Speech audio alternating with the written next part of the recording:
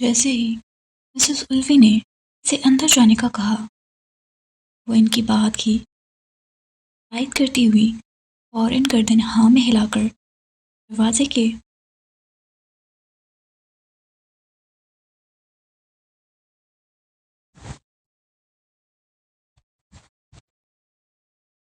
سامنے سے ہٹی اور کسی ٹرانس کی کیفیت میں آہستہ آہستہ چلتی ہوئی اندر اپنے روم کے باہر بازو بنے باتھ روم کی طرف چل پڑی۔ ادھر صبا نے سوہا کے ایک کے بعد ایک بڑھتے سوالوں سے مشکل پیچھا چھڑا کر جن کی دہلیز سے قدم باہر رکھا ہی تھا کہ اس کی نظر نور پر جا ٹھہری۔ نور کے چہرے کی اڑی ہوئی رنگت، آنکھوں کی بے سمتی اور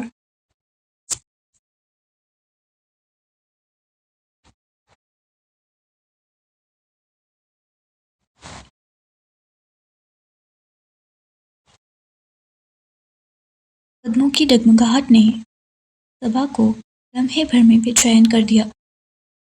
وہ بے اختیار حیرانی اور تشویش کے ملے جلے احساس کے ساتھ اس کے پیچھے بڑھتی چلی گئی۔ کیا ہوا ہے؟ ایسی کاوری باوری اسی شکل کیوں بنائی ہوئی ہے تم نے؟ کسی نے تمہاری بھینسیں بگائی ہے یا تمہاری ناول کا مین کیریکٹر مر گیا ہے یا کسی سبجیکٹ میں فیل ہو گئی ہو؟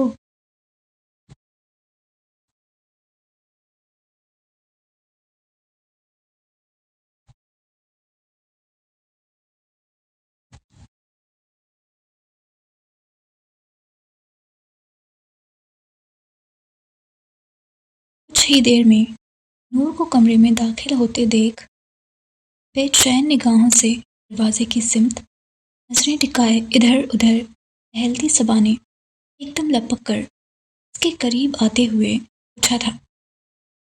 سوہا بھی صبا کے پیچھے کھڑی نور کو ہی دیکھ رہی تھی۔ کچھ دیر پہلے والی اس کی تنقیدی نظریں اب تشویشی نظروں میں بدل گئی تھیں۔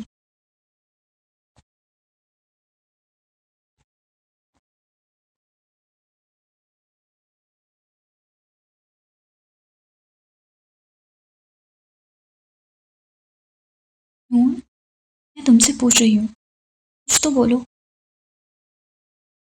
اسے جواب دیے بنا اپنے پاس سے گزر کر کمرے میں یہاں وہاں کچھ تلاش کرتا پا کر صبا اس کا راستہ روکتی اس کے مقابل آ کھڑی ہوئی۔ چہرے پر پریشانی کے سائے واضح تھے۔ فیل ہو گئی ہوں میں واقعی فیل ہو گئی ہوں صبا۔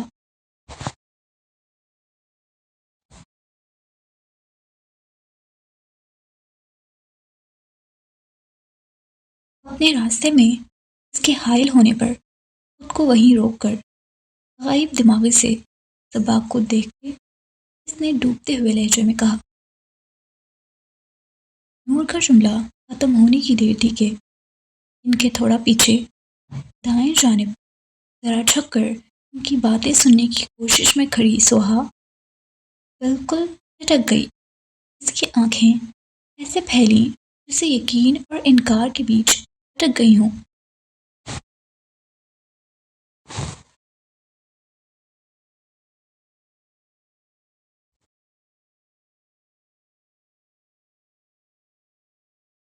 اسے لگا شاید اس نے غلط سنا ہے، اس لیے مہک کے اس کی دیدی پڑھائی میں کچھ سستی دکھاتی تھی، مگر وہ اتنی نا تجربہ کار یا نکمی تو ہرگز نہ تھی کہ فیل ہو جاتی۔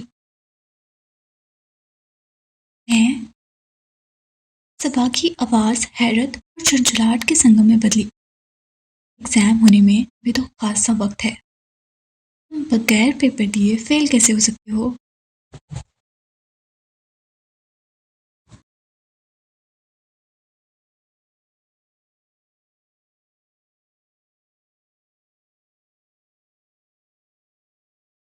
یہ کیسی پہلیاں بجھا رہی ہو؟ سادہ صاف بات کرو نور، میں کچھ سمجھ نہیں پا رہی۔ نور کا رویہ نور کا یہ رویہ بالکل بے ربط اور غیر معمولی محسوس ہو رہا تھا۔ گلشن اب اس کے انداز گفتگو میں تک آئی تھی۔ صبح کی بات پر سوہا کے چہرے پر اطمینان نے پناہ لی۔ نور نے ایک لمحے کو صبح کے فکر مند چہرے پر نظر ڈالی، پھر کسی اندرونی احساس کے زیر اثر اس نے آہستہ سا رخ موڑا اور دوسری نظر سیدھا سوہا پر ڈالی۔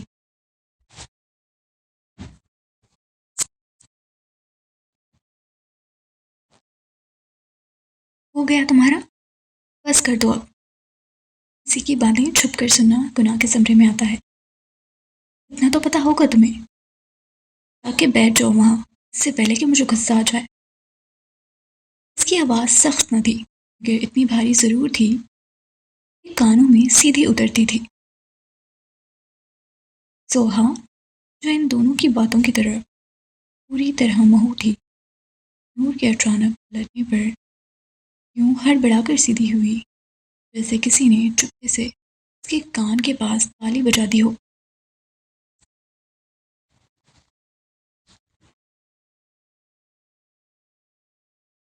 تمیز نہیں ہے تمہیں؟ یہ چھوٹی بہن سے ایسے بات کرتا ہے؟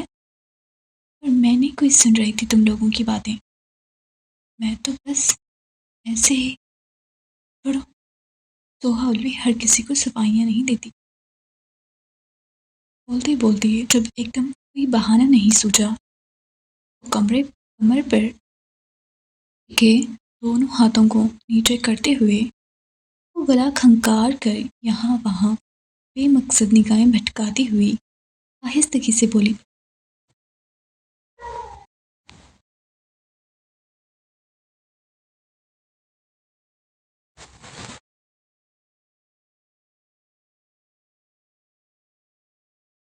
ایک تو اچانک نور کے پلٹ کر باتیں سنانے پر ناراضگی بھی تھی، مگر شرمندگی چھپانے کے لیے کانفیڈنس سے جھوٹ بولنا بھی ضروری تھا۔ نور اور صبا اس کے مزاج سے بخوبی واقف تھے۔ بات کہنے سے پہلے وہ ہمیشہ سوہا سے یوں ہی محتاط رہتی تھی، کیونکہ سوہا پیٹ میں کوئی راز، کوئی خبر، کوئی بات زیادہ دیر تک ٹک نہیں سکتی تھی۔ وہ معصومیت سے سب کچھ اپنی امی کے سامنے حرف بحرف دہرا دیا کرتی تھی۔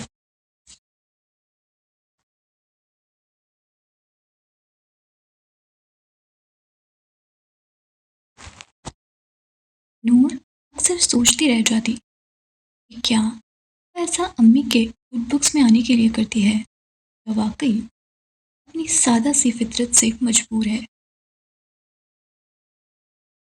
ادھر سے ہلنا نہیں، اب کچھ قدم چل کر گدوں سے بنے نرم سے بیڈ پر کسی لجائی بلی کی طرح اس کے خاموشی سے جا کر بیٹھنے پر نور نے اس بار اسے دیکھتے ہوئے کچھ سختی سے کہا،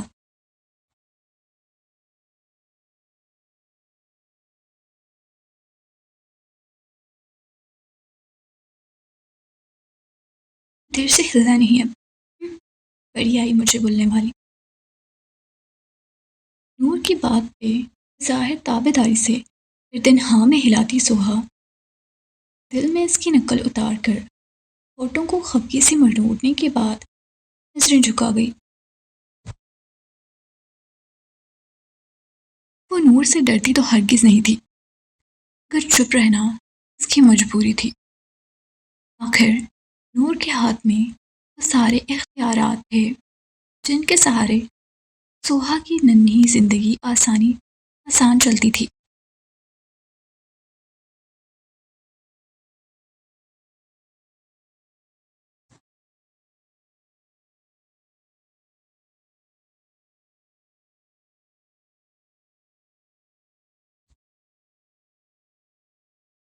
بازار سے اس کی پسند کی چیزیں لا دینا، اس کی امی ابو کی جگہ اسکول پیرنٹس میٹنگ میں حاضری لگوانا، कम नंबर आने वाली कॉपियों पर गार्जियन के दस्तखत करना, उधार के तौर पर अपने कपड़े, मेकअप और पसंदीदा चीज़ें इसे दे देना, और कभी हमदर्दी हमदर्दी में इसके हिस्से के बर्तन भी धो देना। ये सारी सहूलतें नूर की मुट्ठी में थीं।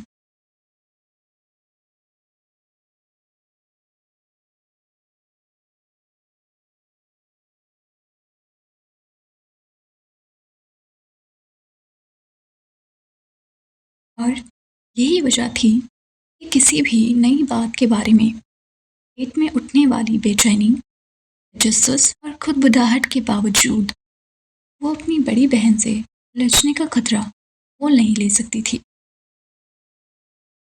अरे छोड़ो, अरे इसे छोड़ो यार, तुम बताओ ना क्या कह रही थी। खामोशी से दोनों बहनों की कार्रवाई देखने के बाद सबा ने नूर की तवज्जो इस अधूरी बात की तरफ वसूल करवाई।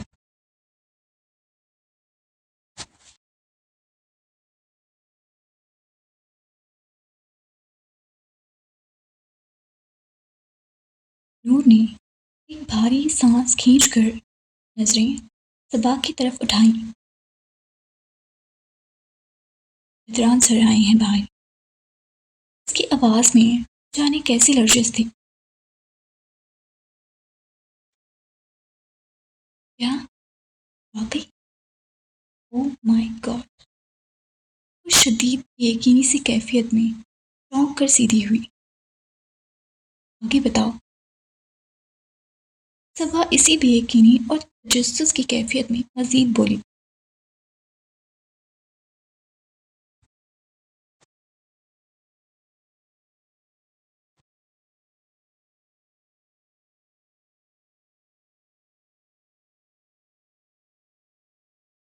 और वो भी अकेले नहीं, उनकी फैमिली और यूँ समझो पाकिस्तान की पूरी फौज भी साथ उठा लाए हैं। बुरी तरह घबराई हुई सी नूरुलैन की आवाज़ धीमी थी। इसे यकीन आने को नहीं दे रहा था कि बदरान मलिक इस वक्त उसके घर पर मौजूद है। वो एक पुअर मिडिल क्लास सादा फैमिली से बिलोंग करती थी। उनके यहाँ ज़िंदगी के फैसले फूलों की पत्तियों पर नहीं, इज्जत की बारीक डोर पर बने होते थे।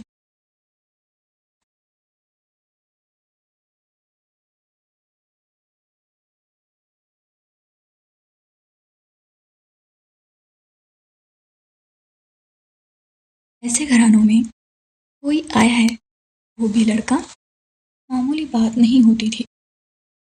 रिश्तेदार अपनी तंज़ी मुस्कुराहटों से और पड़ोसी अपनी चुपती नज़रों से इसे एक मुहाज में बदल देते थे। और फिर आधी अधूरी बात और सच्चाइयों से किसी की इज्जत को नीचा दिखाने का कोई मौका हाथ से जाने नहीं देते थे। इसीलिए तो कह रही हूँ सबा, मैं एक अच्छी बेटी बनने में पूरी तरह फेल हो गई हूँ।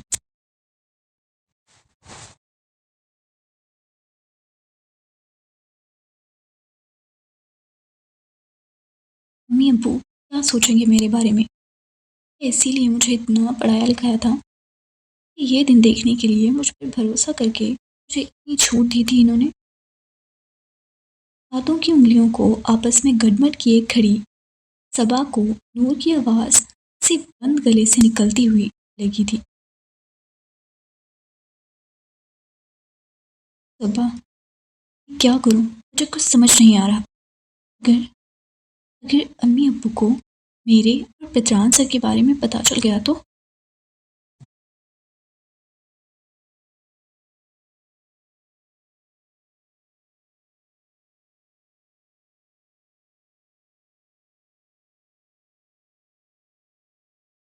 मैं किस मुंह से सफाई दूंगी? क्या कहूंगी इनसे?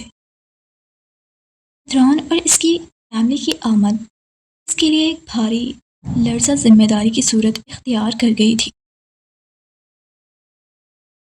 तुम खुद सोच कर देखो, अगर किसी ने ज़रा सी बात को तोड़ मरोड़ कर फैला दिया, इसका असर سب سے پہلے امی ابو کی عزت پر پڑے گا، وہ عزت جو میرے نزدیک اپنی زندگی سے کہیں قیمتی ہے۔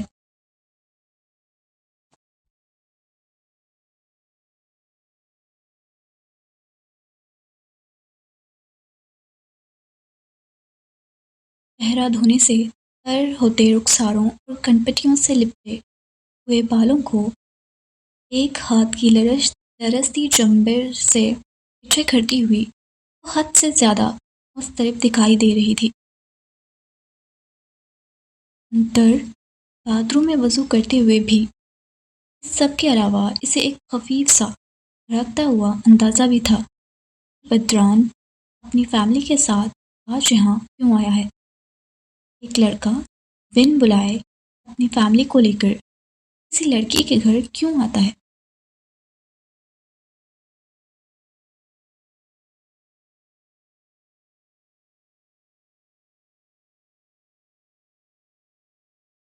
یہ کسی کو اسے بتانے کی ضرورت نہیں تھی۔ اس کا دل اس سوچ سے ہی دہل رہا تھا۔ وہ مسلسل بغیر توقف اپنے اندر اگتے ہوئے ہر خدشے اور ہر لرزتے وہم کو دبا کے گوش گزار کرتی چلی جا رہی تھی، مگر پھر بھی اسے اپنے اضطراب میں لمحے بھر کا بھی سکون میسر نہ آ رہا تھا۔ آواز اور لہجے کی روشنی بے مدم پڑ چکی تھی۔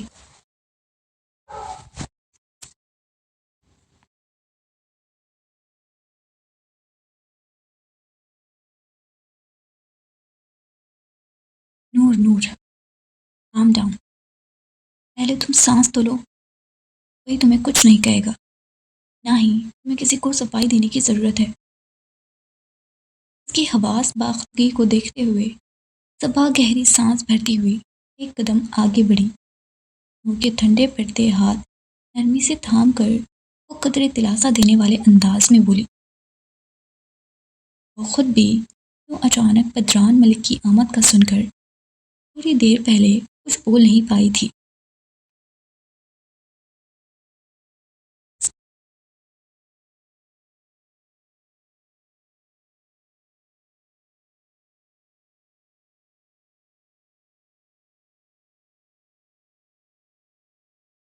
بس اس لیے تم کہہ رہی تھی کہ تم ایک اچھی بیٹی بننے میں فیل ہو گئی ہو؟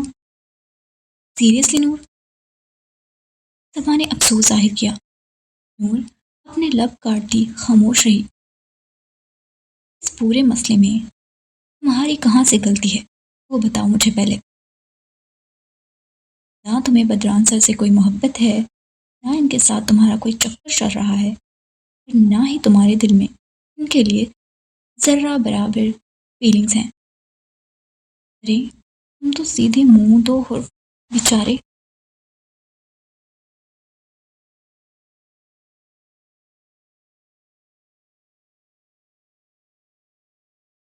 سے بات تک نہیں کرتی، پھر اس قدر گھبرا کیوں رہی ہو؟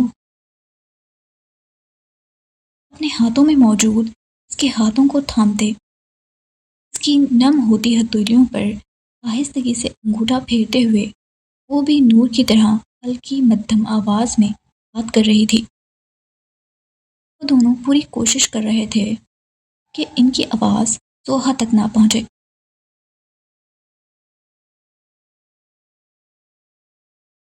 اور کیوں تم ایسے بہیو کر رہی ہو جیسے خدا نہ خواستہ پتہ نہیں تم سے کوئی بہت بڑا گناہ سرزد ہو گیا ہو؟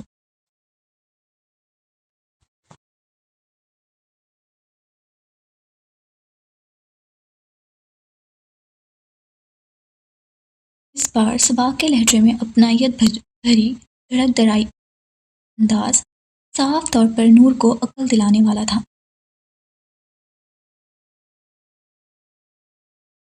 آخر ان دونوں میں چل کیا رہا ہے؟ میرے تجربے سے تو لگتا ہے کہ بات بہت بڑی ہے۔ نور اور صبا کے چہروں کے اتار چڑھاؤ کو دیکھ کر سوہا سوچنے کے سے انداز میں بوڑھی پر انگلیاں ٹکاتی ہوئی خود سے بڑبڑائی۔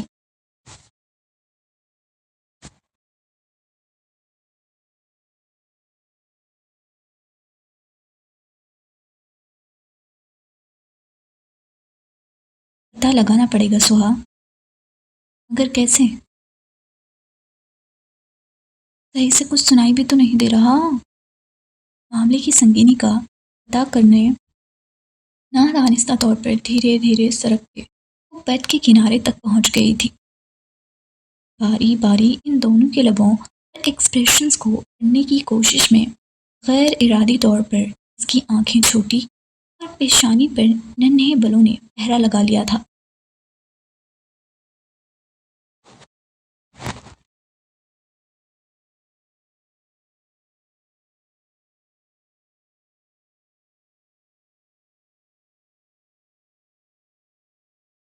یار اگر بات معلوم نہیں ہوئی تو نہ پیٹ کی گڑگڑ کم ہوگی نہ رات کو نیند آئے گی۔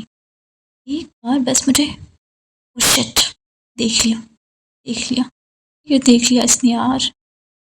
سہاد میری بڑی بہن نا ایک نمبر کی وہ ہے، مجھ پر نظر رکھنے کے علاوہ اسے دوسرا کوئی کام دھندہ نہیں ہے کیا؟ دل تو کرتا ہے کہ چھوڑ نہ جانے دے، پھر کچھ بولوں گی تو بولے گی کہ بولتی ہے۔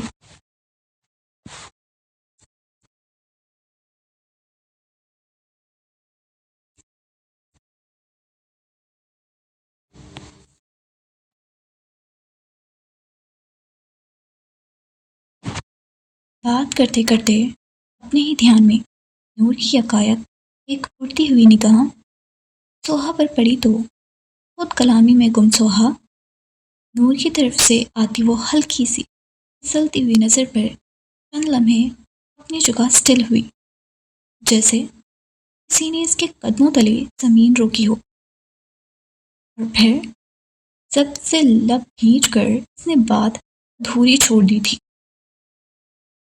کیا کروں؟ وہیں پر بیٹھے اس نے اپنے دل میں آہ بھری۔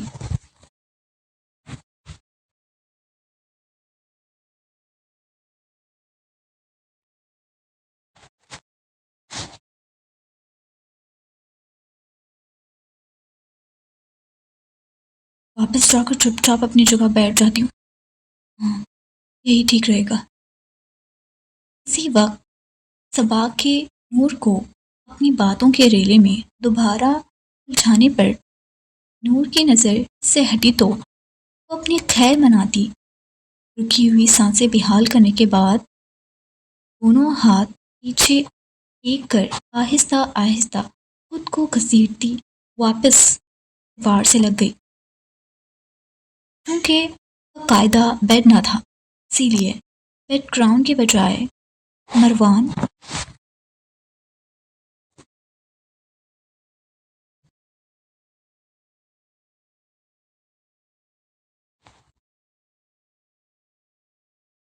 کے بچھائے ہوئے تکیوں اور گدوں کی اوٹ میں یہی دیوار اس کا سہارا بن گئی تھی۔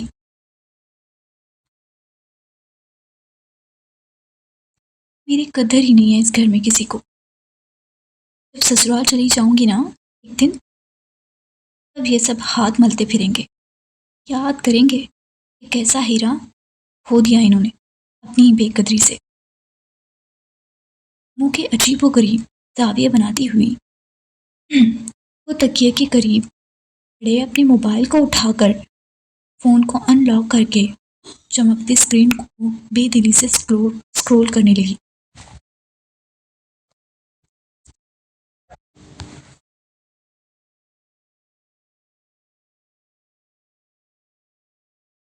اس کا دھیان ایک لمحے کو بھی اس جانب نہیں گیا تھا کہ کچھ ہی دیر پہلے گھر کے دروازے پر دستک ہوئی تھی اور نور ان کے لیے دروازہ کھولنے گئی تھی۔ اسے یہ خبر بھی نہ ہو سکی کہ اس وقت ان کے گھر میں کون لوگ بیٹھے ہیں، کون سی باتیں ہو رہی ہیں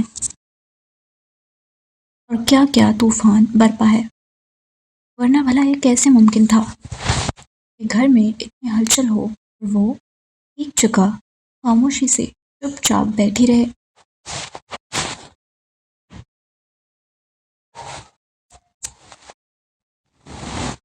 لیکن پھر بھی لیکن کچھ نہیں۔ نور کچھ اور کہنے ہی والی تھی، صبا نے اس کی بات اکثر منقطع کر کے اس کی ایک نہ سننے والی ٹون میں سلسلہ گفتگو آگے بڑھا لیا۔ ابھی کچھ دیر پہلے کچن میں تم کتنی پریکٹیکل باتیں کر رہی تھی، اور اب اچانک کیوں امپلسو ہو کر سوچنے لگ گئی ہو؟ کمال کرتی ہو تم بھی۔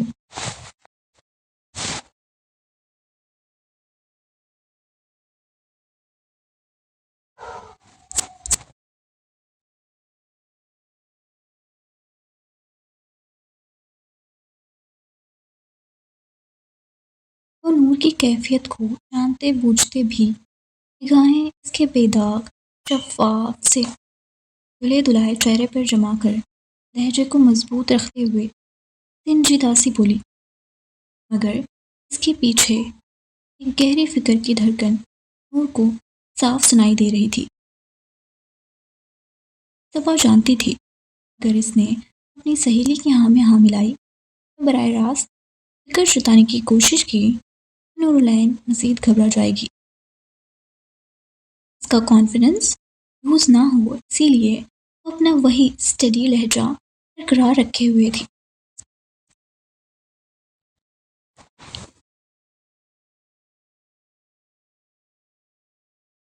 تمہیں کیا لگتا ہے کہ آنٹی انکل اتنے نہ سمجھ ہیں کہ کسی اجنبی لڑکی کی باعث تمہیں سوالوں کے کٹہرے میں کھڑا کر دیں گے؟ اتنا ہی جانتی ہو تم انہیں۔ نور نے اس کے سوال کا کوئی جواب دیے بغیر اپنے چہرے کو گلے میں جھولتے دوپٹے سے تھپتھپایا۔ اسے صبا کی بات پوری نہیں تو کم از کم تھوڑی بہت درست لگ رہی تھی، مگر وہ ماننے سے انکاری تھی، کیونکہ دل کا ڈر کسی کی بات سے کم نہیں ہو رہا تھا۔ دوسری اور سب سے اہم بات، بدران سر کو تم سے دھواں دھار عشق ہے۔ جو کیا انہوں نے کیا، جو کر رہے ہیں وہ کر رہے ہیں، پھر تم کیوں یوں ہی بے وجہ کے سٹریس کو گلے لگا رہی ہو؟ صبا کے ہاتھ اس کی ہتھیلیوں سے ہٹ کر اس کے کندھوں پہ آ گئے تھے۔ اور یہ بھی جان لو کہ وہ کوئی بے سود دیوانے نہیں کہ یوں ہی منہ اٹھائے تمہارے گھر چلے آئیں، اگرچہ غصے میں کچھ تیز ہی سہی، مگر اتنے میچور۔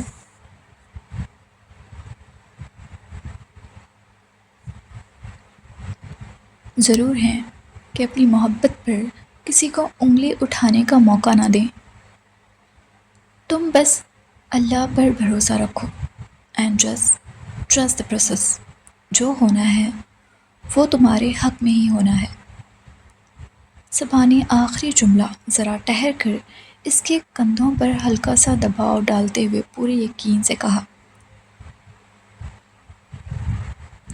دوسروں کی دفعہ ہر کوئی یوں ہی لمبا لیکچر دیتا ہے۔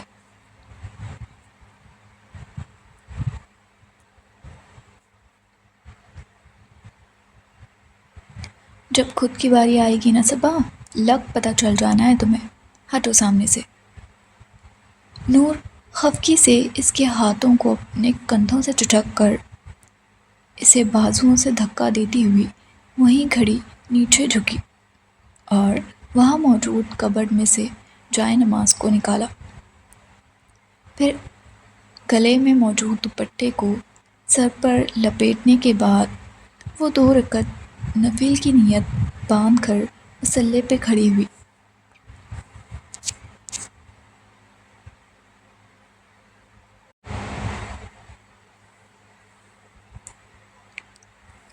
صبا کی باتوں میں موجود ثبات کسی حد تک اس کے ڈوبتے دل کو کنارے پر لے آیا تھا، مگر اللہ کے حضور جھک کر گلے شکوے کرنے تک دل کو کہاں سکون آنا تھا۔ رات کا تیسرا پہر تھا۔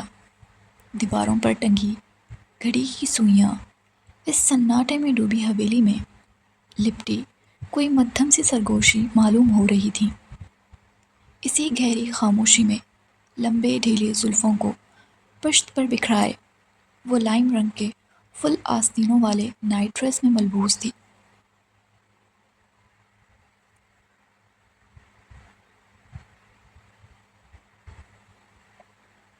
پاؤں میں پہنی نرم سلیپرز کی بے جان سی چاپ संग मरमर पर हल्की हल्की गूंज रही थी। उसके मुंतशिर से वजूद में थकन ऐसी थी कि हर कदम पर यूं लगता जैसे वो खुद को घसीट कर आगे बढ़ रही हो। किचन के दरवाजे तक पहुंचकर उसने लम्हा भर को सांस संभाला, फिर धीरे से दरवाज़ा धकेला। अंदर नीम तारीकी फैली हुई थी। वो अंदर दाखिल हुई।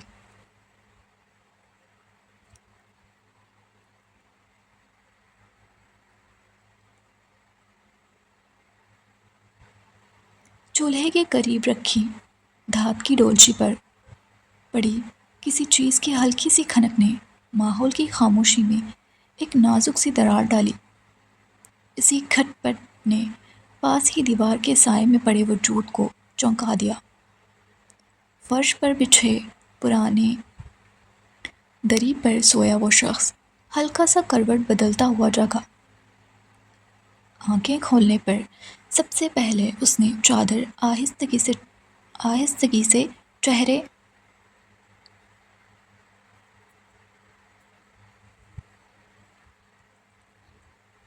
से हटाई, जैसे रोशनी के लम्स को कबूल करने में भी इसे तामिल हो। चादर हटाते ही इसकी निगाहें सीधी किचन काउंटर की तरफ गईं, जहाँ वो दुबला पतला सरापा मध्यम रोशनी में खड़ा कुछ कर रहा था। वो चंद लम्हे यूं ही नीम जागे लहजे की खामोश नज़रों से इसे देखता रहा। फिर इसी कैफियत में इस वजूद ने गर्दन घुमाकर एक नज़र खिड़की पर डाली और फिर सरहद से उठकर वो भी किचन काउंटर तक पहुंची।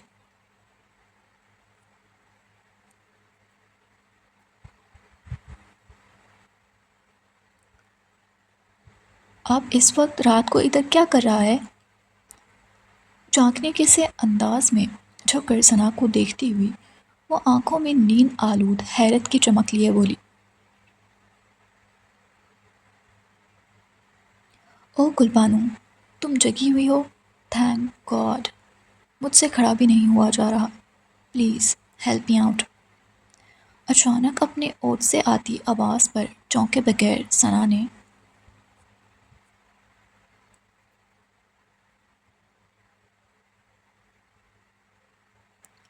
गर्दन तिरछी करते अपने हाथ में मौजूद केटल इसे थमाते हुए कमज़ोर से लहजे में कहा, जिसमें अभी इसने बड़ी मुश्किल से सिंक से पानी भरा था।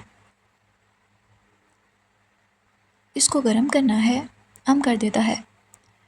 वैसे आपको हुआ क्या है सना बाजी? अरे अब नीचे क्यों बैठ रहा है? फर्श बहुत ठंडा है, आपको सर्दी लग जाएगा। इसके हाथ से केटल पकड़कर प्लग इन करते हुए बात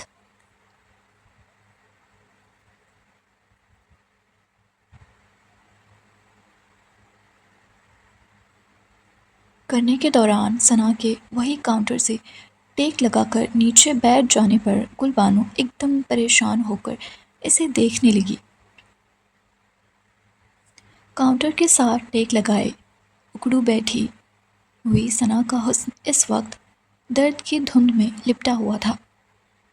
वो अपने दोनों घुटनों को सीने से लगाए, दोनों हाथ पेट पर रखे वक्फों वक्फों से दर्द की छिपती लहरों पर भारी सांसें ले रही थी।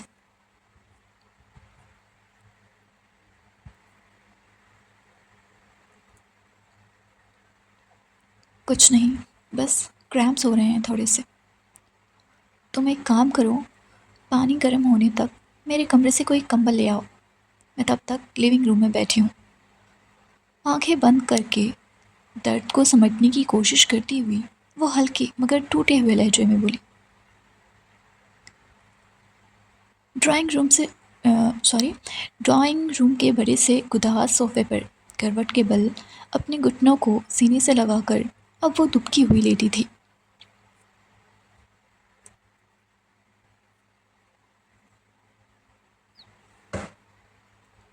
दर्द की टीसें इसके वजूद में छोटे छोटे कांटे बनकर चुभ रही थी और कोई भी जगह, कोई भी जाविया इसे करार नहीं दे रहा था। दर्द ज़्यादा है सना बाजी? ہم کو تو لگتا ہے یہ درد ایسے نہیں قابو میں آئے گا، ہم ابھی بلا کے لاتا ہے کسی کو، اسپتال چلتے ہیں۔ ثنا کا ہلکا زرد پڑتا چہرہ اور اتنی سردی میں بھی ماتھے پر چمکتے پسینے کی بوندوں کو دیکھتی ہوئی گل بانو ہاتھ میں موجود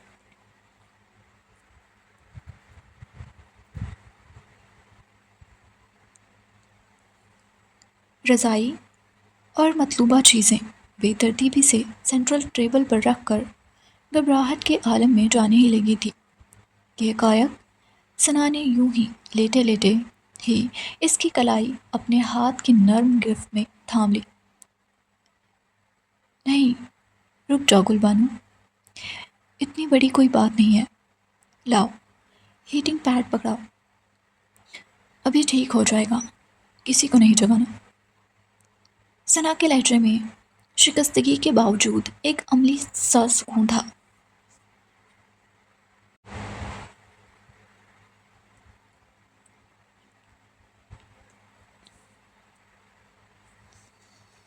اس کے روکنے پر گل بانو نے ایک بے بسی سی لمبی سانس بھر کر اپنی کلائی آہستگی سے اس کی گرفت سے آزاد کروائی۔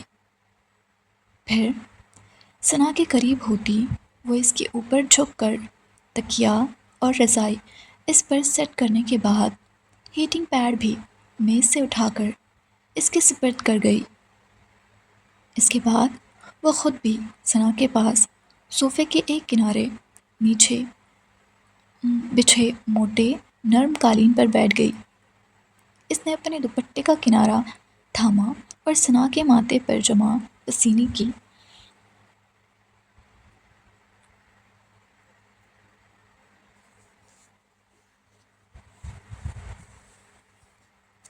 ننھی ننھی بوندیں آہستگی سے تھپ تھپا کر صاف کرنے لگی، یوں جیسے اس کی تکلیف کو دوپٹے کے ریشوں میں جذب کر لینا چاہتی ہو۔ اتفاق ہی تھا کہ آج وہ انیکسی کی بجائے حویلی کی کچن میں سو رہی تھی، کیونکہ بادشاہ خان، اس کا شوہر، تاجی اور مجیب خان کو ان کے آبائی گاؤں کسی جرگے میں شرکت کے لیے لے گیا ہوا تھا، اور انیکسی میں اکیلے سونے میں اسے بہت ڈر لگتا تھا۔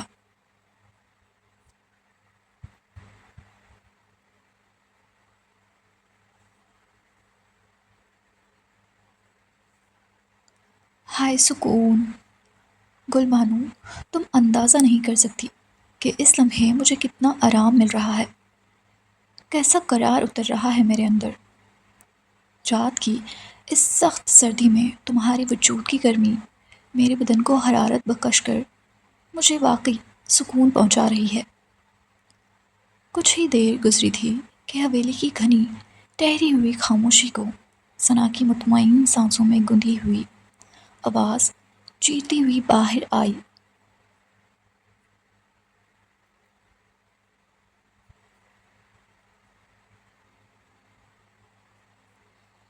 پہلا جملہ اس نے پاس بیٹھی گل بانو کی طرف دیکھ کر کہا، جس کے چہرے پر تفکر کی ہلکی سی شکنیں اور آنکھوں میں بے آواز تشویش رکھی تھی، اور دوسرا جملہ اپنے پیٹ پر موجود اس تھرمل بیگ سے، جو ابھی بھی اسے گرمی مہیا کرنے میں مصروف تھا۔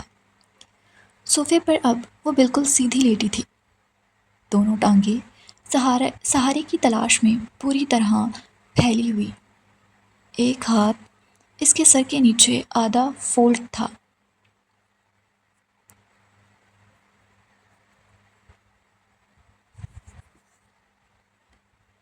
جبکہ دوسرا ہاتھ تھکے ہوئے انداز میں پیٹ پر رکھے ہیٹنگ پیڈ کو آہستگی سے پیڑوں کے حصے کی طرف سرکا رہا تھا۔ اس کی آنکھیں بند تھیں، تسکین کی گہری لہر اس کے چہرے پر ایسی اتر رہی تھی جیسے کوئی گرم روشنی ٹھٹرتی رگوں میں بہہ رہی ہو۔ سردی سے بچنے کے لیے خود پر چادر درست کرتی گل بانو اس کی ذو معنی بات پر سرخ گالوں سے بے ساختہ مسکرائی۔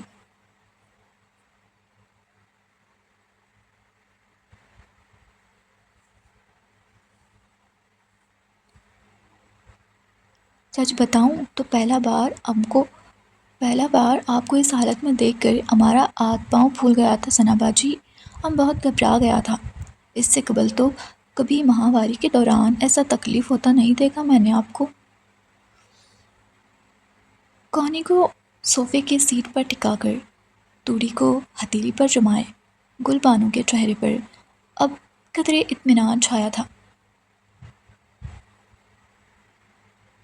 ہاں نا، اس بار ڈائٹ نہیں فالو کی ہوئی تھی میں نے صحیح سے۔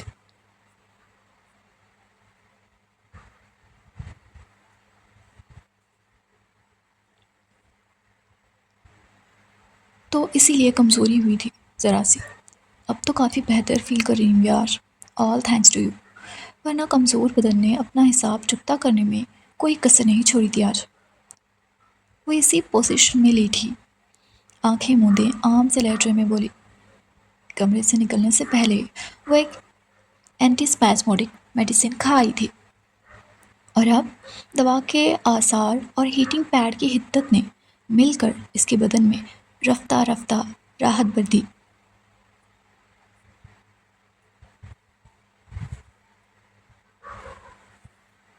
تھی۔ درد کی تیزی کچھ کم ہوئی تو اسے یوں محسوس ہونے لگا جیسے اس کا وجود ہلکا ہو گیا ہو، جیسے وہ صوفے پر نہیں بلکہ ہوا کی کسی نرم موج پر تیر رہی ہو۔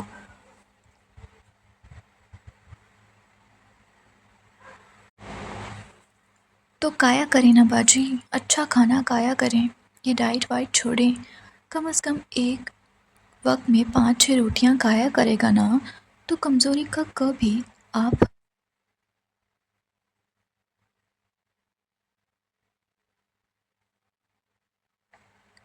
کو چھو کر نہیں گزرے گا۔ لکھوا لیں ہم سے، ہمارا گارنٹی ہے۔ صوفے پر سر رکھ کے اپنے ہاتھ کو اٹھا کر سینے پر مارتی وہ گردن اکڑا کر بولی، تو اس کی بات پر ثنا بے اختیار مسکرا دی۔ سارا قصور اچھی خوراک کا ہی نہیں ہے گل بانو، میرے گھر والوں کا بھی اس درد میں برابر کا ہاتھ ہے۔ کیا مطلب آپ کا ثنا باجی؟ ہم کچھ سمجھا نہیں۔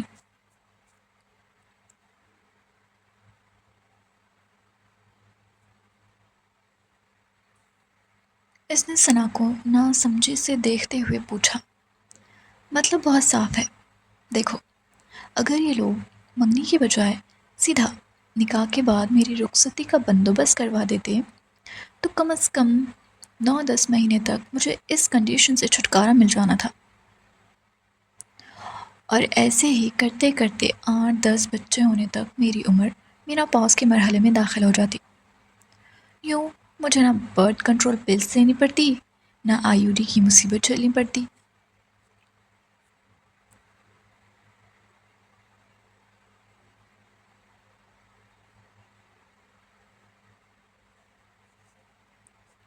اور نہ ہی کسی ڈاکٹر کے ہاتھوں ہسٹریکٹومی جیسی بلا سے گزرنا پڑتا۔ آرام سے زندگی کٹ جاتی میری، سکون سے رہتی میں اپنے میاں اور 8-10 بچوں کے ساتھ۔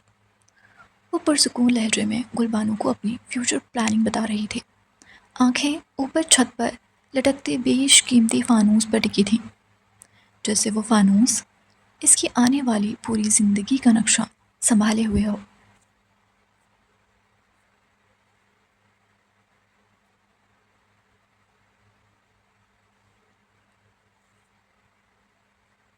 وہ وہاں لیٹی نادانستہ طور پر جانے کب سے حالم خان کے قدموں کی آہٹ سننے کی منتظر تھے۔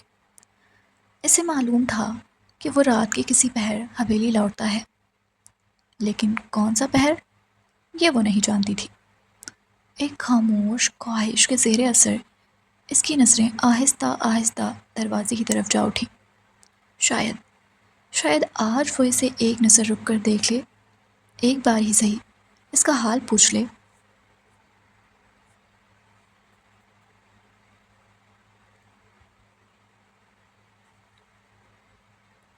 اس کے دل میں ایک دھیمی سی ٹمٹماتی ہوئی امید تھی۔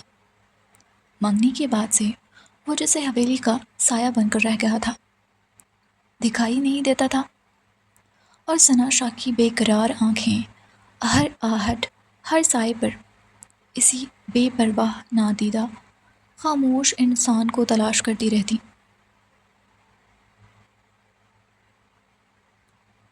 تم کیوں چپ ہو؟ کیا غلط کہا میں نے کیا؟ سوری، تم کیوں چپ ہو؟ کچھ غلط کہا میں نے کیا؟ بات کرتے کرتے ثنا نے اچانک گردن موڑی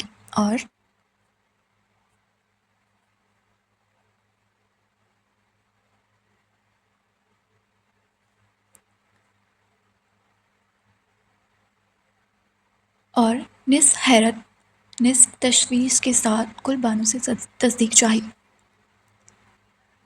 اپنی پوری آنکھیں کھول کر اسے خاموشی سے سنتی گل بانو نے فوراً گھبرا کر سر نفی میں ہلایا۔ اس کی 8-10 بچوں والی بات پر تو وہ باقاعدہ ایک بار حلق تک آیا تھوک چبا کر رہ گئی تھی۔ وہی تو میں کہہ رہی تھی، اگر گھر والے تمہارے حالم لالا کے ہاں کے انتظار میں یوں ہی وقت ضائع کرتے رہے۔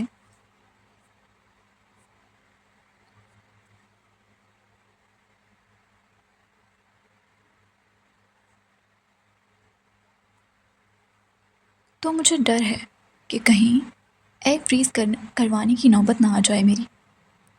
یار، میں بس اتنا چاہتی ہوں کہ میں نیچرل کنسیو کروں، نہ کہ میرے بچے کسی IVF پروسیجر کے تھرو اس دنیا میں آئیں۔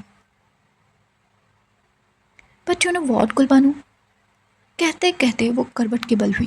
اس کا رخ اب پوری طرح گل بانو کی طرف تھا۔ پلٹنے کی دیر تھی کہ تھرمل بیگ اس کے پہلو سے سرکتا ہوا صوفے کے سامنے والے حصے کی طرف لڑک گیا۔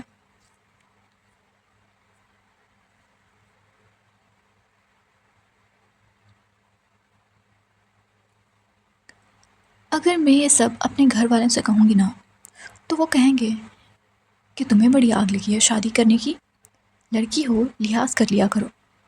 شرم تو نہیں آتی ہے ایسی باتیں کرتے ہوئے؟ اور بھی پتہ نہیں کیا کیا کہیں گے وہ میرا منہ، کیا کیا کہہ کر وہ میرا منہ بند کروا دیں گے۔ تم ہی بتاؤ کہ ایسا کرنا صحیح ہے؟ اپنی بات کے دوران ثنا نے دوبارہ رک کر گل بانو سے آئی برو ریز کرتے ہوئے سوال کیا تو ہچکچاہٹ میں ڈوبی گل بانو نے پہلے سے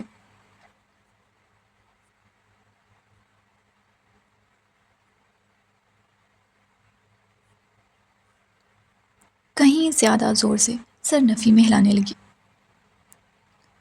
ایسا جسے اس کا پورا جسم اس انکار کا حصہ بن گیا ہو۔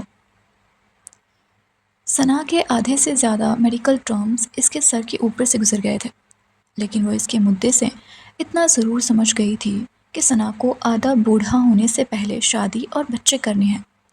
اس گفتگو میں اگر حالم خان انوالو نہیں ہوتا تو وہ بھی اب تک ثنا کے ساتھ مل کر اپنی ٹپنیوں سے اس کا غم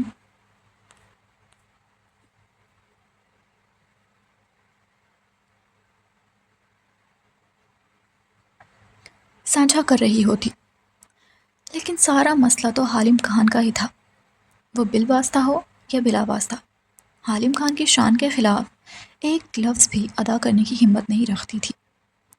اس حد تک وہ حالم خان سے خوف کھاتی تھی، اسی لیے وہاں سننے والے کی حیثیت سے بیٹھی ثنا کی ہر بات پر اظہار کے نام پر وہ صرف ایک جنبش سر پر اتفاق کر رہی تھی۔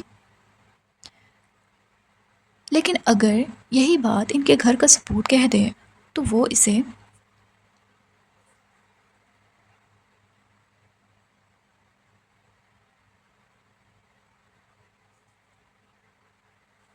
سمجھدار اور ذمہ دار مرد کا خطاب دیتے ہیں، فخر محسوس کرتے ہیں۔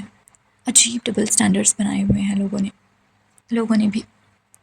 نہیں مطلب یہ کون لوگ ہیں جو یہ نہیں جانتے کہ لڑکیوں میں بھی وہی ڈیزائرز ہوتی ہیں جو لڑکوں میں ہوتی ہے؟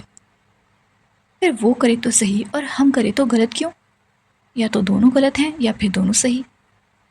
ثنا لمحے بھر کو سانس لینے کے لیے رکی، پھر پیروں پر موجود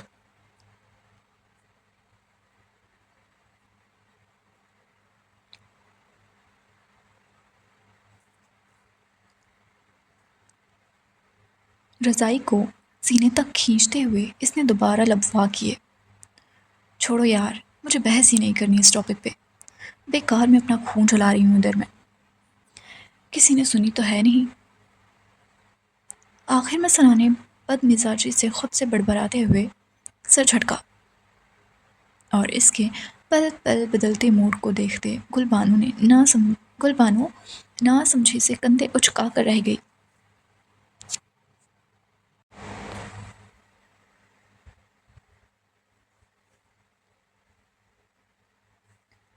ایک سیریل کلر کے لیے کسی کی جان لینا کبھی مشکل نہیں ہوتا۔ اصل دشواری تو تب شروع ہوتی ہے جب اسے اپنے اہل خانہ، دوستوں اور جاننے والوں کے سامنے نارمل انسان کی طرح پیش آنا پڑتا ہے، یا جب وہ اپنے گھر والوں اور دوستوں کے روبرو خود کو عام انسان ثابت کرنے کی کوشش کرتا ہے۔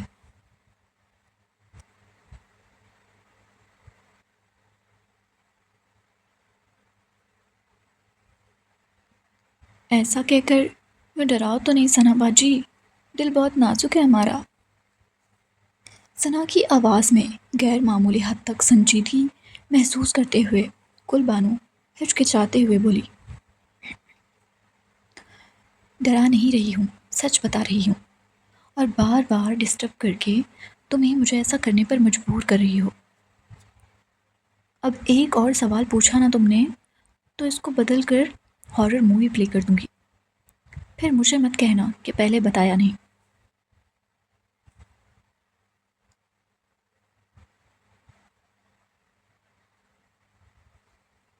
ثنا نے اس بار جھڑک کر گل بانو کو وارن کرنے والے انداز میں کہا۔ اس کی جھڑپ پر گل بانو نے فوراً فرما برداری سے اپنے ہونٹوں پر انگلی رکھ لی۔ خان حویلی کے عالی شان ڈرائنگ روم میں گہری رات کا سناٹا پھیلا ہوا تھا۔ نیوی بلو رنگ کے شاہانہ طرز کے کشادہ مخملی صوفوں پر وہ دونوں خود کو گرم کمبل میں لپیٹے بیٹھی تھیں۔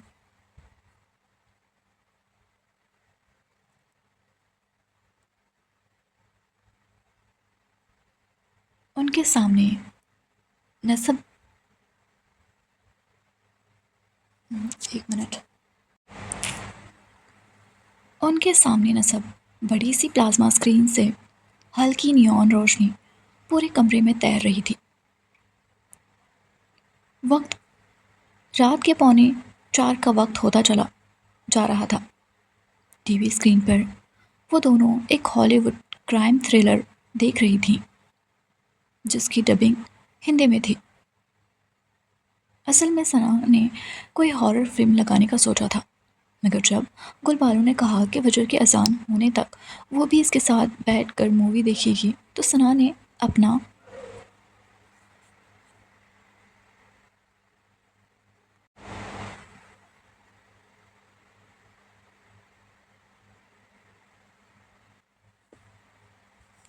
ارادہ بدل کر یہ مووی چلائی تھی، کیونکہ بھوت پریت کا سا نام سنتے ہی ڈر کے مارے گل بانو کے چہرے کا رنگ اڑ جاتا تھا۔ لیکن اب اس کا معاملہ کچھ اور تھا۔ سوری یار، لیکن اب اس کا مسئلہ کچھ اور تھا۔ فلم میں مظلم کے سراغ تک پہنچنے کی کوششیں بڑھتی گئیں تو گل بانو کی بے چینی بھی بڑھنے لگی۔ وہ ہر 2 منٹ بعد کوئی نیا سوال کر کے ثنا کا دماغ کھا گئی تھی۔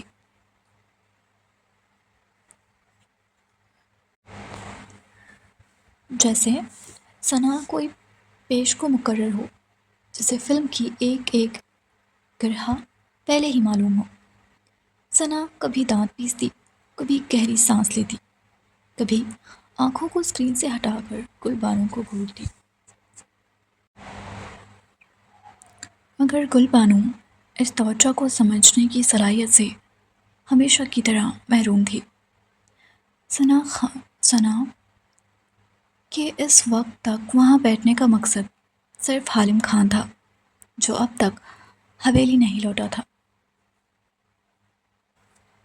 اللہ، خدا کا خوف کرو باجی، یہ کیسا فلم دکھا رہا ہے آپ ہم کو؟ ان انگریز کا اولاد کا پاس شرم نام کا چیز نہیں ہوتا کیا، جو یوں کھلے عام سب کو اپنا کرتب دکھلاتا ہے؟ فلم کے دوران اچانک اسکرین پر ایکٹر اور ایکٹریس ایک دوسرے کے ہونٹوں کو وارفتگی سے چومنے لگے تو ایل ای ڈی اسکرین پر پوری توجہ مرکوز کیے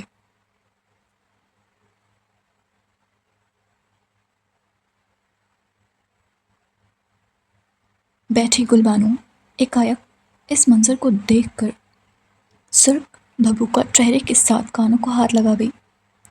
ثنا نے اس بار گل بانو کی بات پوری طرح سے اگنور کرتے ہوئے نظریں اسکرین پر ہی جمائے رکھی، ایسے جیسے اس نے کچھ سنا ہی نہ ہو۔ لا حول ولا قوت! جب ایکٹریس کی سسکیوں کی آواز اور سامنے کا منظر کچھ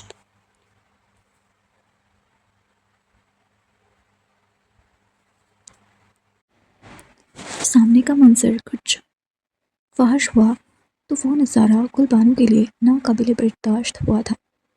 وہ فوراً سے کمبل میں مکمل غروب ہوئی، اب اس کی آنکھیں بھی نہیں دکھ رہی تھی۔ ذرا سی گردن موڑ کر گل بانو کی حرکت دیکھتی ہوئی ثنا کی بے اختیار ہنسی نکلی۔ ڈونٹ ایکٹ انوسنٹ گل بانو، ایسے مت پریٹینڈ کرو کہ ایسا سین تم پہلی بار دیکھ رہی ہو، بلکہ دیکھنا کیا ہے، تم تو یہ سین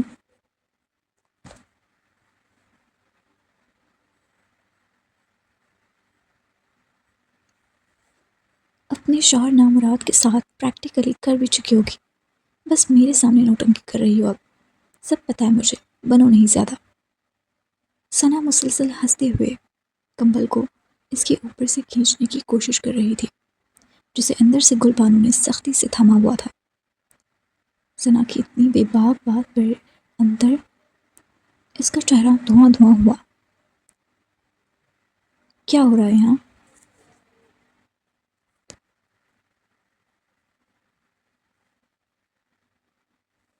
اچانک پیچھے سے آتی حالم خان کی بھاری آواز نے ان دونوں کی کھلکھلاہٹوں کا گلا گھونٹ کر انہیں اپنی اپنی جگہوں پر ساکت کر دیا تھا۔ گل بانو ناممکن حد تک اپنی آنکھیں پھیلائے بلینکٹ کے اندر بے حس و حرکت بیٹھی رہ گئی۔ کیسے وقت پر وہ جاگتے ہوئے پکڑے گئے تھے؟ شرمندگی کے احساس سے اس سے ہلا تک نہیں جا رہا تھا۔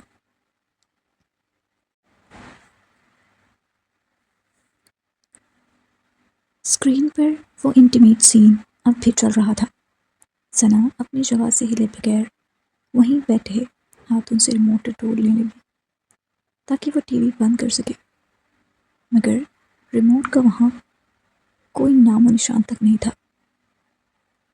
وہ ہم لوگ بس گل بانو کو ضرورت تھی میرا مطلب میری طبیعت کچھ ٹھیک نہیں تھی تو گل بانو اپنی جگہ سے فوراً اٹھ کھڑے ہوتے ہوئے ادھورے لفظوں کو توڑ جوڑ کر ثنا نے ایک مکمل صحیح جملہ بنانے کی کوشش کی تھی۔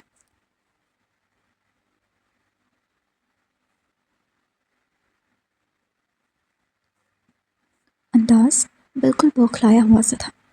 اب تک جو وہ ہمت کر کے حالم خان سے بات کرنے کے لیے اس کے انتظار میں بیٹھی ہوئی تھی، ایک پل میں اس آکورڈ سچویشن کی وجہ سے وہ سارا کچھ اسے بھول گیا تھا۔ حالم خان کی طرف منہ کیے مکمل طور پر کمبل کو بھالو کی طرح خود پر اوڑھے وہ بری طرح اپنے لب کتر رہی تھی۔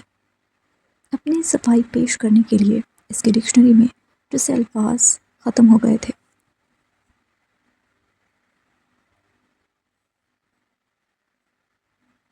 بہت رات ہو گئی ہے، جا کر سو جاؤ دونوں۔ ہمیشہ کی طرح وہی بے لچک سا لہجہ۔ اس نے صوفے پہ دوسرے کمبل میں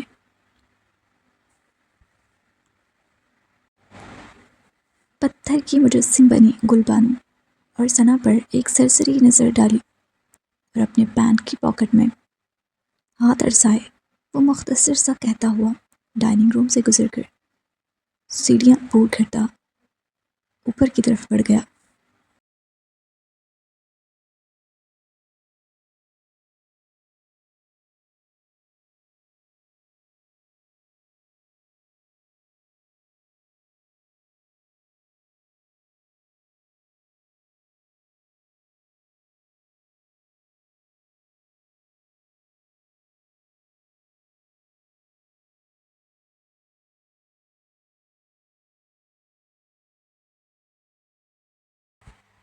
نہ، نہیں نہیں، وہی رک جاؤ، قریب مت آنا میرے۔ سینے سے اپنے دوپٹے کو مٹھی میں دبوچتی ہوئی وہ کانپتی ہوئی آواز میں اس کے بڑھتے قدموں کو دیکھتے ہوئے بولی۔ آنکھوں میں خوف کے دھندلے دائرے پھیلنے لگے تھے۔ اس کا جسم لرزنے لگا، مگر یہ لرزش صرف خوف کی نہیں تھی۔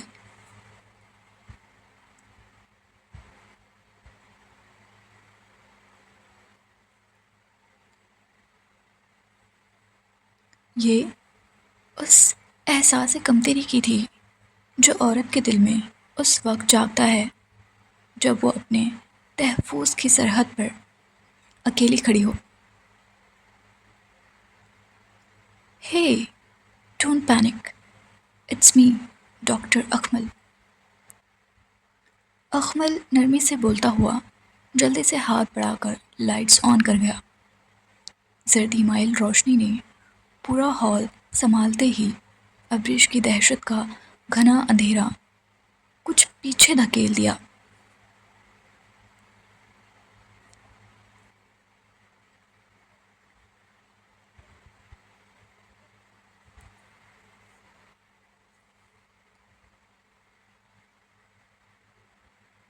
اس کی گرفت سینے سے دبوچے ہوئے دوپٹے پر بے ساختہ ہلکی ہوئی، اور تب اس نے پوری سانس اندر بھری۔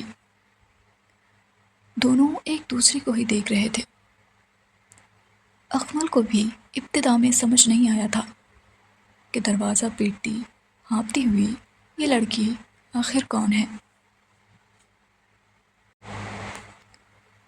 مگر جیسے ہی وہ کچھ قریب آیا اس کی ڈری ٹوٹتی ہوئی آواز نے اندھیرے میں بھی فوراً اس کا تعارف کروا دیا۔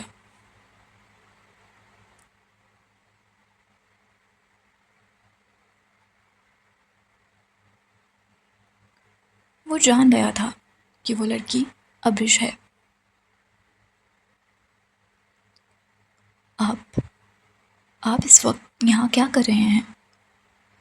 سفید ڈھلکتے دوپٹے کو سر پر جماتے ہوئے ابرش نے حیرت سے استفسار کیا۔ ظاہر سی بات ہے محترمہ، جیسے آپ یہاں پھنسی ہوئی ہیں بالکل ویسے ہی میں بھی یہاں پھنس گیا ہوں۔ اکمل کا لہجہ کچھ طنزیہ، کچھ شوق سا تھا۔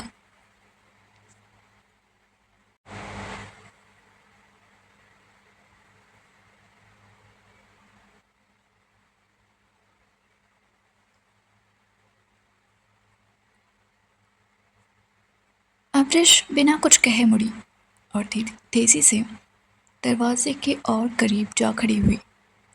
اکمل کی وضاحت شاید اس کے دل تک نہیں اتری تھی۔ اگلے ہی لمحے دروازے پر اس کی مٹھیاں مسلسل پڑنے لگی۔ میں سچ کہہ رہا ہوں، بس ایک اتفاق کے تحت ہم دونوں یہاں لاک ہوئے ہیں۔ اپنے جواب پر ابرش کی آنکھوں میں انگڑائی لیتی ہوئی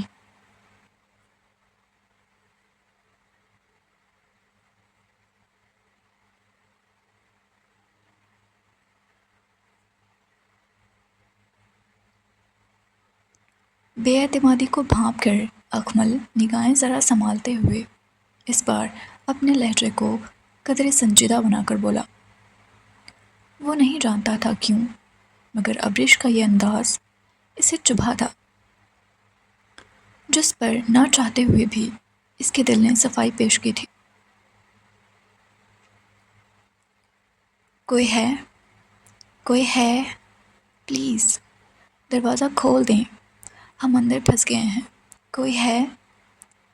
اس نے اکمل کی وضاحت کو نظر انداز کیے اپنا کام جاری رکھا۔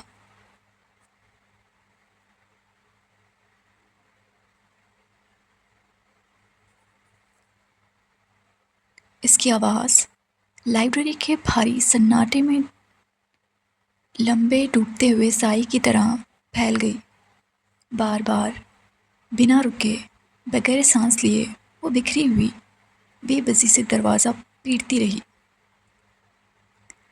اکمل نے کچھ دیر تک خاموشی سے اس کی پشت، اس کے تھر تھراتے شانوں کو دیکھا، پھر ایک گہری سانس بھر کر وہ بھی جگہ جگہ ہاتھ مارنے لگا، کبھی دروازے کے سائڈ پینل پر، کبھی اوپر موجود ایئر وینٹ کو دیکھتے ہوئے۔ کوئی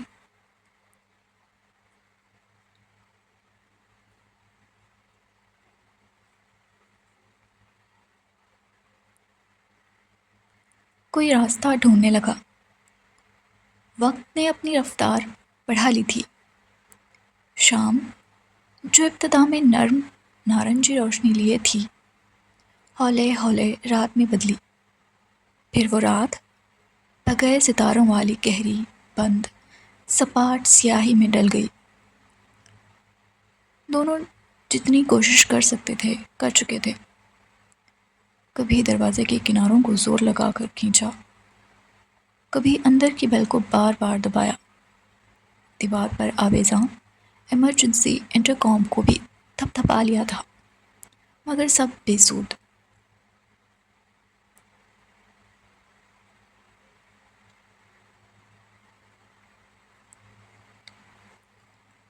کوئی اور راستہ نہیں ہے؟ کیا صبح تک ہم یہی بند رہنے والے ہیں؟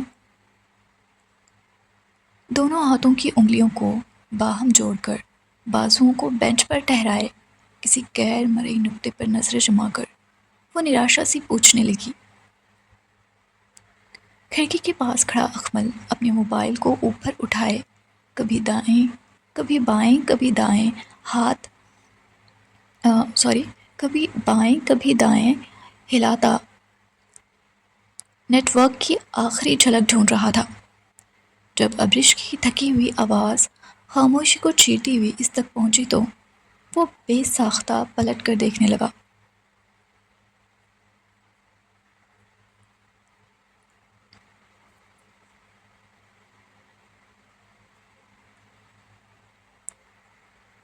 اتنی دیر سے وہ اس سے جانے کتنی باتیں کر چکا تھا، حالات کی وضاحت، ممکنہ راستے اور اس کا دھیان بٹانے کے لیے ادھر ادھر کی باتیں، مگر ابرش نے اسے اور اس کے ہر سوال، ہر جملے کو یوں نظر انداز کیے رکھا تھا جیسے اس کمرے میں اکمل نام کا شخص موجود ہی نہ ہو۔ اور اب جب اسے پہلی بار لگا کہ دیواریں واقعی تنگ ہو رہی ہیں،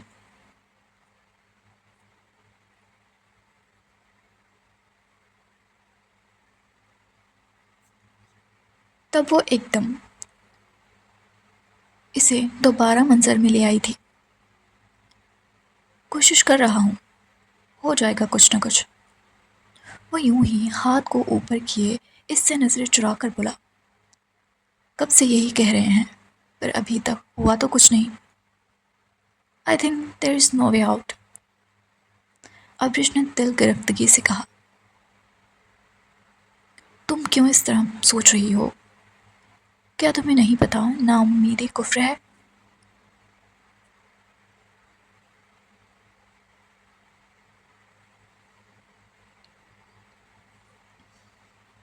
اکمل نے ایک نظر بینچ پر ٹکے اس کے دونوں ہاتھ پہ ڈالی، کسی مجسمے کی طرح تراشے ہوئے مخروطی انگلیوں والی خوبصورت ہاتھ حسب معمول سونے کے دو باریک سی ڈیزائنر چوڑیوں سے سجے تھے۔ یہ نا امیدی نہیں ہے۔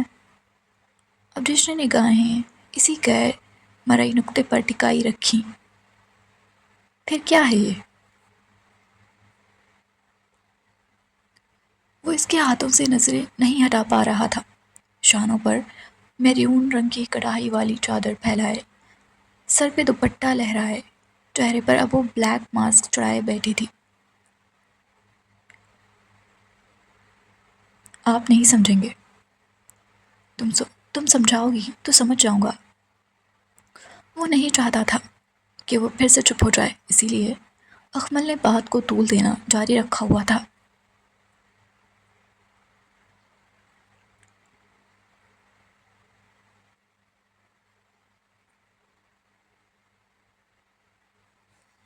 کاش وہ اسے بتا سکتا کہ اس کی خاموشی پہ اس کا دل کیسے بری طرح بے چین ہو جاتا ہے۔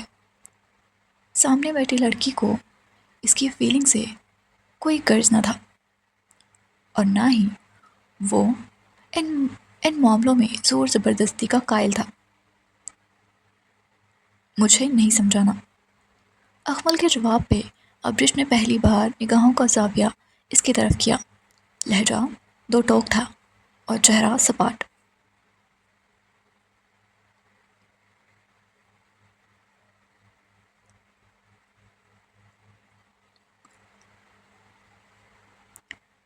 اس مکالمہ آرائی کے بعد ایک طویل خاموشی نے دونوں کے درمیان سر اٹھایا۔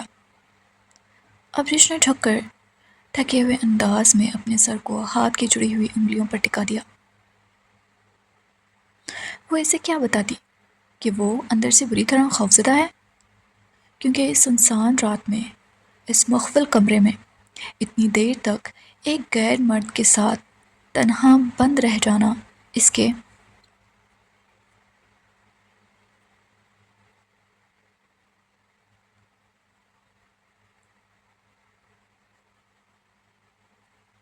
اندر ہیجان برپا کر گیا ہے۔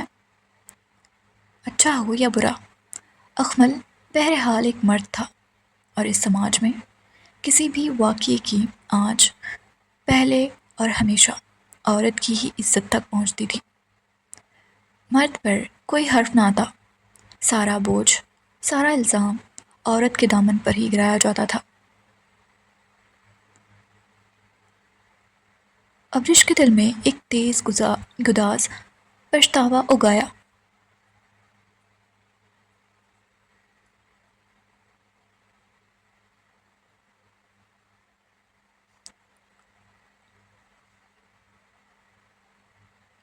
کیوں کسی کو بتائے بغیر نکل آئی وہ حویلی سے؟ اور بدترین بات یہ تھی کہ اپنا فون تک وہ کمرے میں بھول آئی تھی، اور اوپر سے اب وہ یہاں بند ہو چکی تھی کسی مرد کے ساتھ۔ اس سچویشن اور اپنی لاپرواہ حرکت پر وہ جھنجھلا اٹھی۔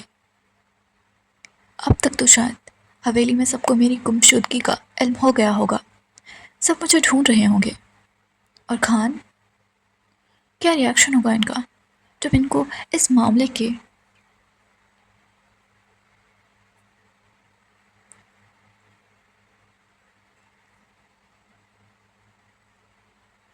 بارے میں پتہ لگے گا؟ کیا اس کے ساتھ یہ بھی ہونا باقی تھا؟ وہ دل میں اپنے آپ سے مخاطب ہوتی، یوں ہی نیچے جھکے نامحسوس انداز میں اپنے کپکپاتے ہاتھ کی پشت سے گالوں پر سفر کرتے آنسوؤں کو مٹاتے ہوئے اس نے خود کو بالکل بے بس محسوس کیا۔ وہ اندازہ نہیں کر پا رہی تھی کہ امان خان کا رد عمل کیسا ہونے والا ہے۔ کیریکٹر اسیسینیشن کا سوچ کر اس کے دل میں خوف کی چنگاریاں بھڑک رہی تھیں۔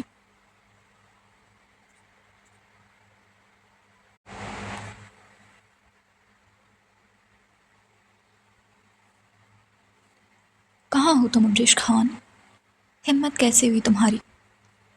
ایک تو بنا بتائے حویلی سے نکل گئی، اور اب اتنی دیر رات تک بغیر کسی پتے، بغیر کسی نشان کے غائب ہو۔ اس کے لبوں سے نکلنے والے الفاظ کسی پتھر پر چنگاری کی طرح رگڑے جا رہے تھے۔ گہری رات کی سیاہی سڑکوں پر پھیل کر انہیں مزید سنسان بنا رہی تھی۔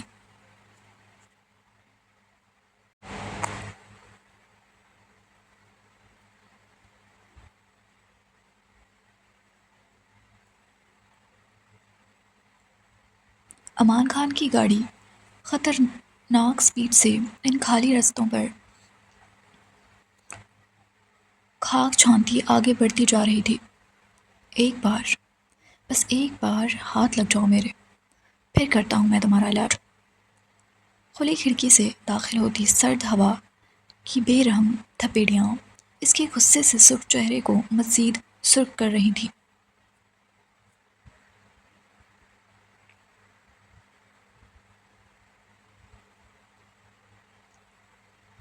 مگر اس نے شیشہ چڑھانے کی زحمت بھی نہ کی۔ اس کے اندر ابلتے ہوئے غصے کی حرارت سردی کی ہر ٹھنڈ کو مات دے رہی تھی۔ اس کی آنکھوں میں سرخی سردی سے نہیں بلکہ ضبط کیے گئے خوف، غصے اور فکر کے امتزاج سے جنم لیے ہوئے تھی۔ وہ ہر جگہ کا چکر لگایا تھا جہاں جہاں ابریش کے جانے کا امکان تھا، پر وہ اسے کہیں نہیں ملی تھی۔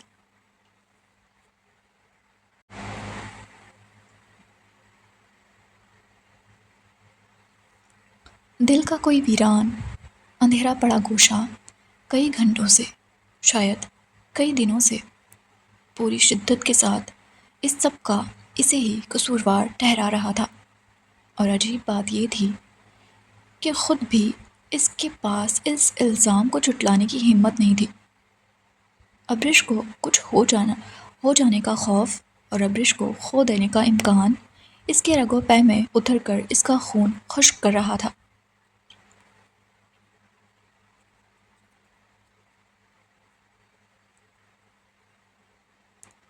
ہر گزرتا لمحہ اسے بے چین، تلخ اور بے ربط کرتا جا رہا تھا۔ وہ فیصلہ کر چکا تھا، اس رات، اس تلاش کی اذیت کے بعد اگر قسمت نے اسے ابریش تک پہنچا دیا تو دل کی بند صندوق کا قفل توڑ کر وہ ساری سچائی ابریش کو بتا دے گا۔ اب اس سے مزید کچھ نہیں چھپائے گا، چاہے اس کے انجام میں کیا ہی کیوں نہ ہو۔